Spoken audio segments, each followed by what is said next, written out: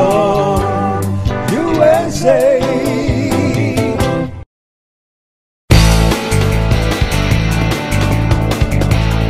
And you're on.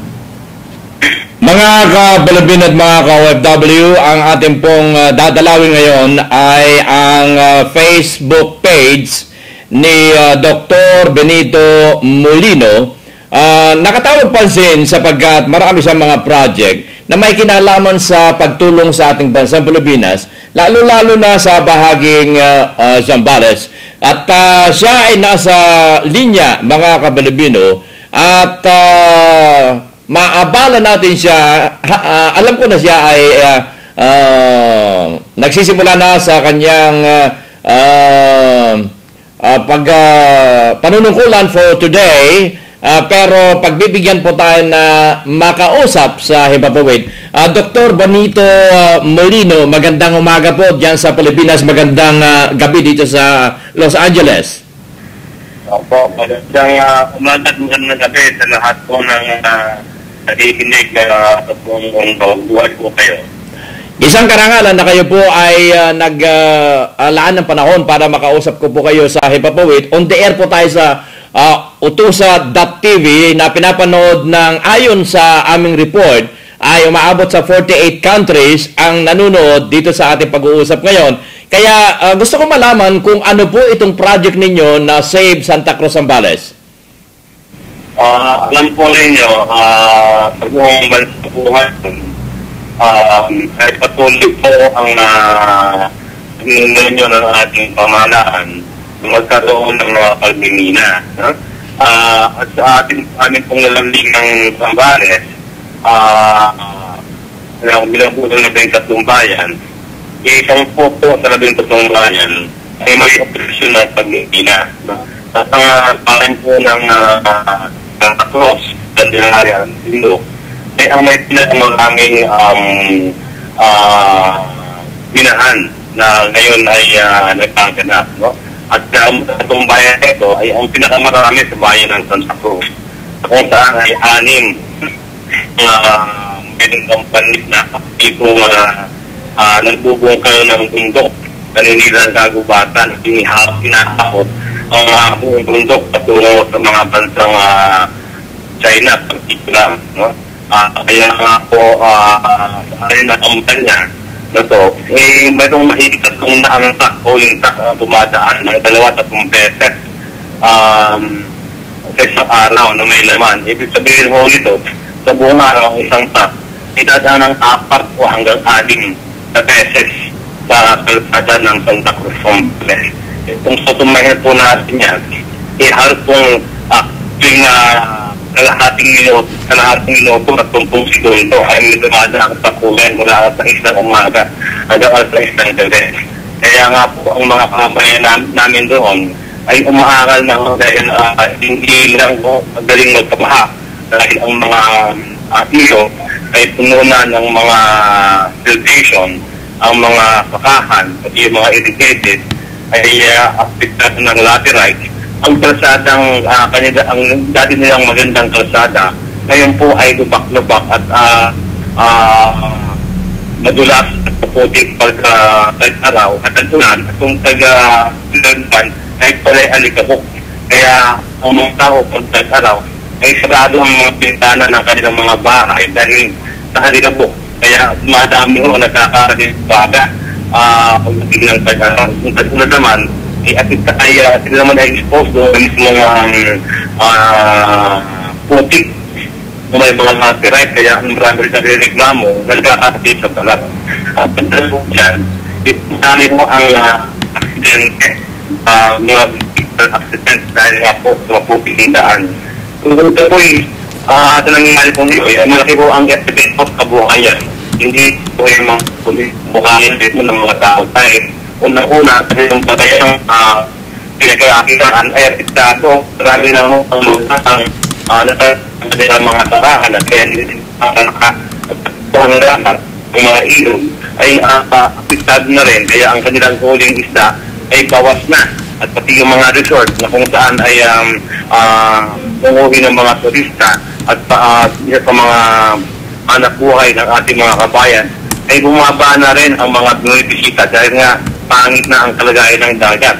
Kaya nga po ang apektado ay mula bundok hanggang karagatan. Kaya nga po ang aming ginagawa sana at kung makatulungan kami na ito pang mga kababayan natin mga Pilipino at ibang mga bansa ay pagtulong-tulungan ipahinto ang mga operasyon ng pagmimina ng Zambales dahil sa bandang dulo mawala ang kabundukan, mawala ang mga batayan panghanap buhay ng mga mamamayang Zambaleño at aalis na ang mga mining companies. Anong uri? Excuse me, Dr. Benito Molino. Anong uri ng mina ang nabubungkal diyan sa kapaligiran ng Santa Cruz, Zambales? Sa ngayon po, ang mataas na preso ay ang nickel. No? Dapat hindi lang nickel ang nakukuhang mina sa Santa Cruz. Tama ho ang chromite, pati ho ang copper. Pero mga bahit pa rin ng mga gold. No? Pero sa ngayon ho, ang pangunahin ho kasing demanda sa buong daigdig ay ang nickel. Kaya po ang nickel po ay mababaw na po ang deposit nito. Kaya po ang kailangan nilang gawin ay talupan yung mga bundok. Iba ay ating pati mga gubat ay nalisira dahil nga po mababaw lang ang nickel. Kaya nga po mas malawak ang perwisyong nangyayari dahil yung buong kabundukan na may nickel, lahat po yung tatalukan. Anong mga companies ang nagbubungkal ng mga minang iyan? Mga companies po ba ng ating bansang Pilipinas o from abroad? Ano po yan, no? Mayroon pong may-ari ng mga kababayan natin, iba na sa politika, mga lokal negosyante, at may mga kasamang mga dayuhan. Halimbawa ho dito, meron tayong binabanggit ng Eramin Mining Company, no? Isa ho yan, ang binabanggit ay pagkari ng isang Pilipino. Meron tayong binabanggit sa Pilipinas Mining Company. Mayroong binabanggit na Shankil, mayroong Benguet, at mayroon pang dalawa na hindi ko naalala sa ngayon. So, anim ho yan yung aktibong naging doon. Yung pala isa, yung Zambales Diversified Mineral Corporation. Ito po, ang lugar hong minimina nito ay yung dating Akohe Mining Company. So, anim ho yan na aktibong pumupukong ng kabundukan at dinadala yung lupa at ang mga nakukuhang mineral mula sa bundok papunta sa mga pier at ikakarga mismo pati yung lupa doon sa mga barko at dadalhin sa bansang China at yung pang mga bansa. Kung ating babalansehin, yung po bang mga minahan na yan ay mayroong naidudulot na hanap buhay, kabalanse ng mga na nagiging apektado sa mga dinadaanan ng mga nagbubungkal ng mina? May mga nagkakaroon po ba ng hanap buhay na mga nakatira sa Santa Cruz? Mayroon pong ibinibigay na empleyado, pero tulad ng binabanggit ko, ito ay panandalian lamang, no? At ilang taon naman ito, mawawala na itong mga hanap buhay na ito. Pero ang kapalit naman ay ang pagkasira ng patayang hanap buhay ng mamayan ng Zambales, tulad ng pagsasaka at ng pangingisda. So matotal ho, ipupunti ho talaga yung magbibigay na benefit nan. Dahil ang mangyayari ho yan, kasiraan ng buong kabundukan at ang kapaligiran ng Santa Cruz. Kapalit ng ilang hanap buhay. Ako'y sumusunod dito sa inyong mga post, tags sa Facebook. Sapagkat alam po ninyo, ang tanging layunin ng Utusa.tv ay para mapalawak natin ang paglilingkod ng pambayan, maipabot sa mga kinaukulan ang mga impormasyon na sadyang dapat na malaman nila. Kaya ipagpapatuloy ko po na subaybayan ang ipopost ninyo, mga litrato o mga interviews ninyo sa mga mamamayang apektado para sa ganun ay lalo pong magiging mabisa itong ating pag-uusap, Dr. Molino.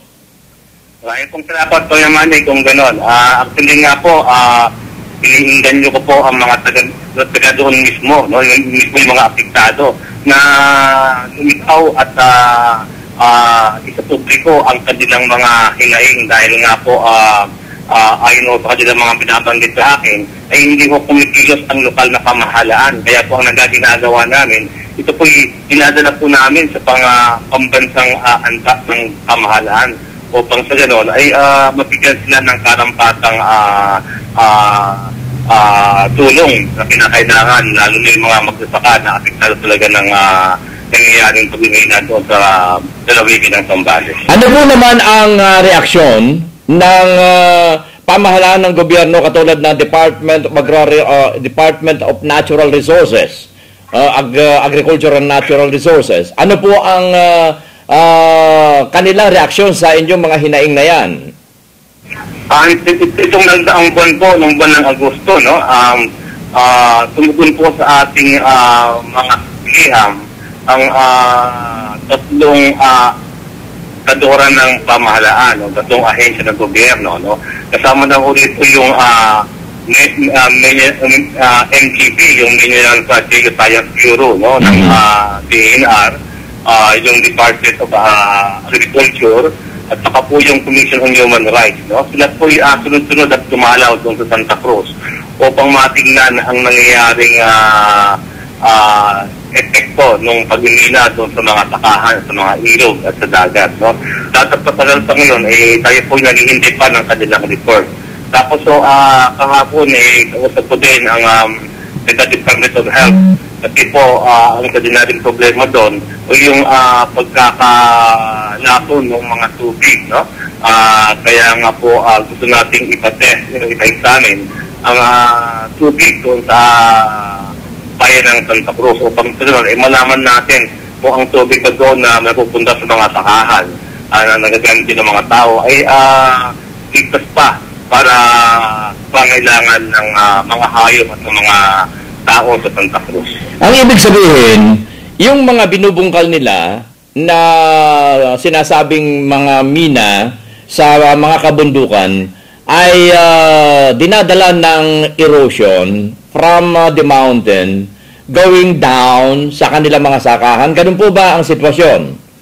Opo, kasi po yung sabi ko nga po, tinatalo pa ng buong bundok. Kaya pagdating po ng tag-ulan, tutuloy-tuloy po yung tubig na kasama ang mga lupa sa mga daluin ng tubig.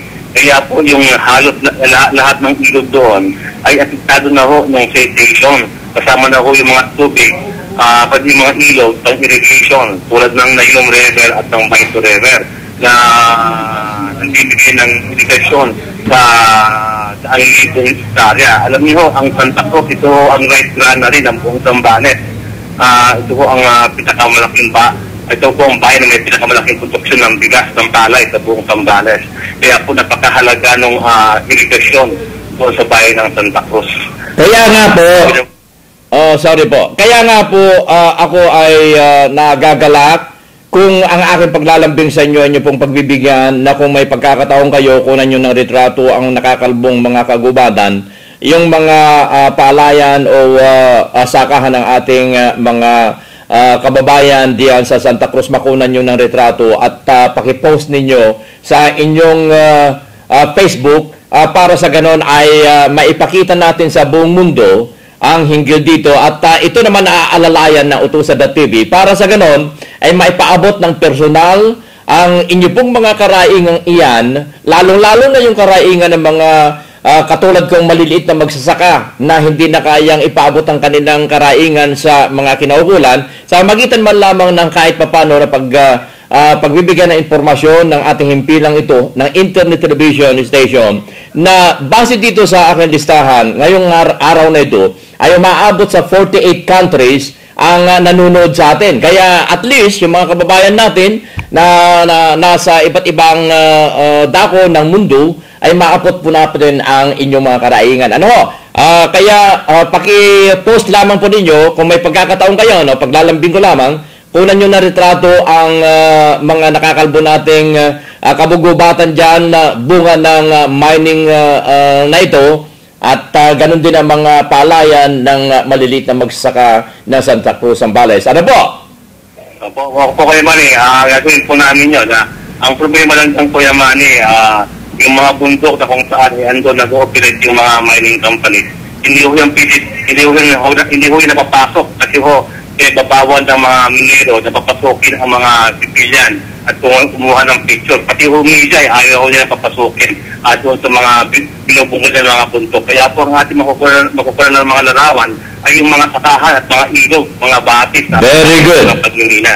Opo. At tungkulin naman ng Utusan.tv na tawagan ko ang kagawaran ng agrikultura at natural resources at i-interviewin ko kung sino dapat interviewin doon para sa ganun malaman natin kung ano latest development na kanilang pagdinig sa inyong mga karaingan.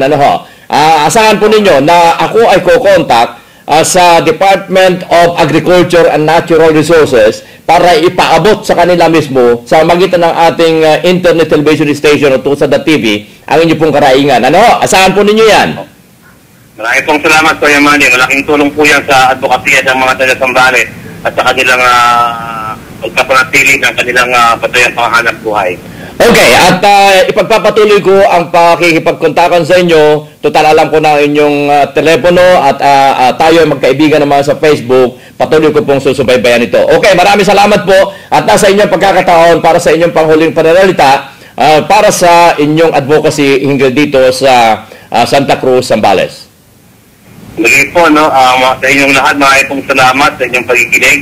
At sana nga po, matulungan ninyo kami sa aming mga advokasya dahil nga po, ang nangyari sa Santa Cruz, Zambales, ito po'y bahagi ng buong daigdig. Kaya kung ano nangyari sa amin, at ito sa bandang huli, sa suma total, lahat tayo apektado. Kaya kung nasira ako ang aming kabundugan, kaya anong mga kaliit, ito ko'y may kontribusyon sa buong kalagayang pangkalikasan ng buong daigdig. Kaya po magtulungan tayo, maraming pong salamat. Inyo po napakinggan mga kapinipinot na panood ang aking pag-ugnayan kay Dr. Benito E. Molino. Kaibigan natin yan sa Facebook. Sa inyo lahat, Utusan.tv, sa ating paglilingkod, ang aking kasabihan, ang utang na loob ay hindi dapat nabayaran sa halip ito ay pasa. Sa inyo lahat, mabuhay at salamat. Operation Tulong USA.